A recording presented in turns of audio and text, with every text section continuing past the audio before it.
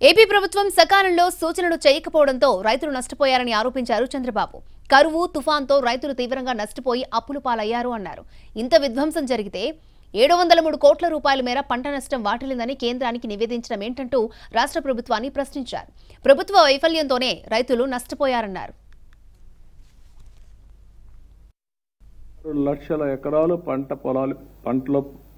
పొలాల్లో పంట వేయలేకపోయారు. ఇప్పుడు దగ్గర 15 జిల్లాల్లో 22 లక్షల ఎకరాల భూమి నీళ్లలో మునిగింది. సకాలానికి వీళ్ళకి రైతులకు సరైన సూచనలు ఇవ్వకుండా ఇష్టానుసారంగా చేసి కడాన రైతుల్ని మొత్తం ముంచేశాడు. ఇది ప్రభుత్వ వైఫల్యం, ముఖ్యమంత్రి వైఫల్యం. ఎంత నష్టం వచ్చిందో కేంద్రానికి చెప్పాలి కదా, మీరు ఏమిస్తారో కూడా చెప్పాలి కదా. అప్పుడే కదా రైతుకు కాస్త కోస్త ఒక నమ్మకం. ఎన్ని లక్షల ఎకరాలు నష్టమైందో చెప్పమని అడుగుతున్నాను ఈ ప్రభుత్వాన్ని.